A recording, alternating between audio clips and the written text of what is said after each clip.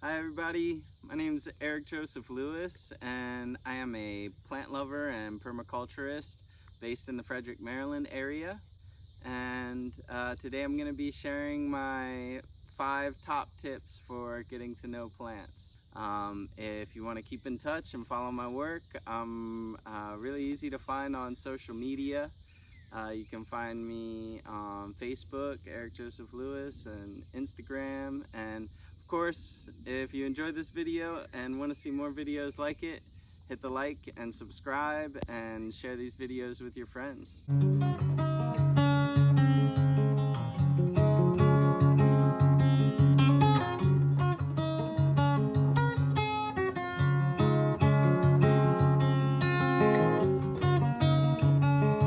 Been on this journey since about 2010 and have really fallen deeply in love with the plants, and I'm just so grateful for their presence, and so I'm really excited to be sharing some of this love and passion with you, and especially to be sharing some of the tools and methods and approaches and perspectives that have really helped me along in this journey.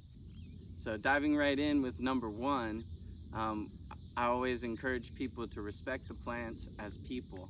They've got their own personality, you know, they're unique. They've got different things that they enjoy doing and different places that they enjoy hanging out, and other beings that you'll often find them associated with.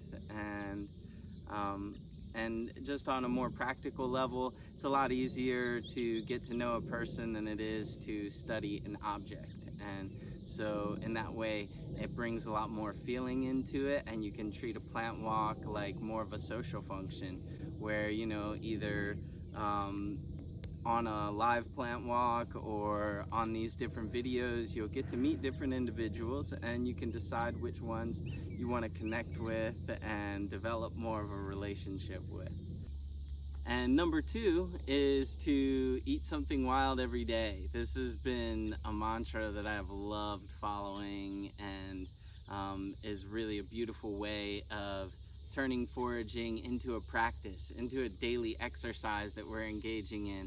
And it really becomes kind of a muscle that we start building and stretching, and each day you go out and you find one little wild edible thing. And even if you only know a few of the more common ones, like say dandelions and chickweed and mulberry leaves or something like that, you know, and you feel really comfortable with those, you can make it a point to go out and find those 3 every day for quite some time. And that will motivate you to look for more diversity, because otherwise it'll get boring eating the same 3 things every day. And on another level, you are what you eat. So if we eat wild things, we become wild people. And I think that's a beautiful way to be. So yeah, eat something wild every day. And then number 3 is get to know the botany.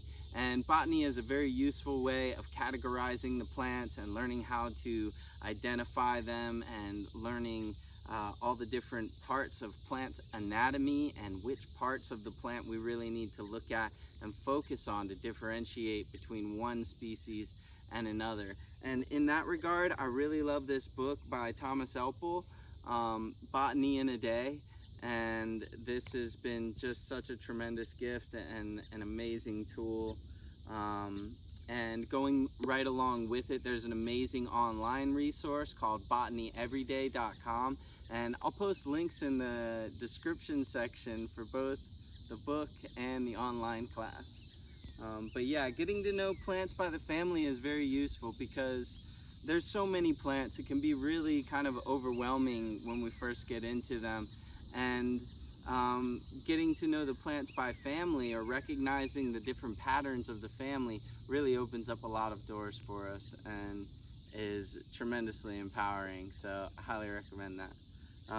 Number 4 is to be a teacher. If there's anything that you learn or any plant that you connect with that becomes a part of your life that you begin consuming on a regular basis, or just appreciating in a deeper way, please share that connection and that love with other people, and introduce other people to these plants, and share this knowledge. Doesn't necessarily have to be in a formal setting, but I do highly encourage that, because if you're teaching in a formal setting, you're going to want to be really sure to get your facts straight, and so you'll do good homework.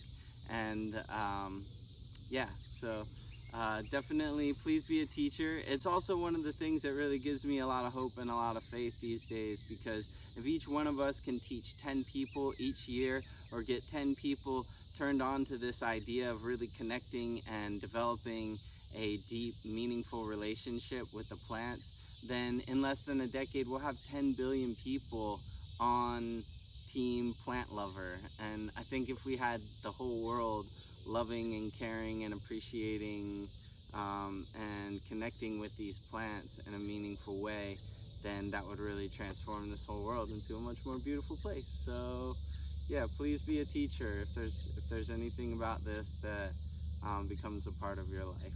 And then number 5 is to give thanks to the plants. And for me, that starts with like just having an attitude of gratitude, of course, and being respectful and harvesting gently, and kind of really being mindful of which plants we select for in our foraging. Are we looking for exotic plants that were introduced to this area and foraging lots of them, or are we seeking out rare endangered plants like ramps or ginseng, just because they're the most in vogue herbs or whatnot? And then that really brings up a deeper level of appreciation that we can give to the plants, and that is to protect the biodiversity that still exists, and to make it a point to propagate rare, threatened, and endangered plants. So that about wraps it up. That's my top 5 tips, and I hope that you got something out of it. And if you did enjoy this video, again, please like and subscribe and share it with your friends. And yeah, keep on being the love, family. Thanks so much for tuning in.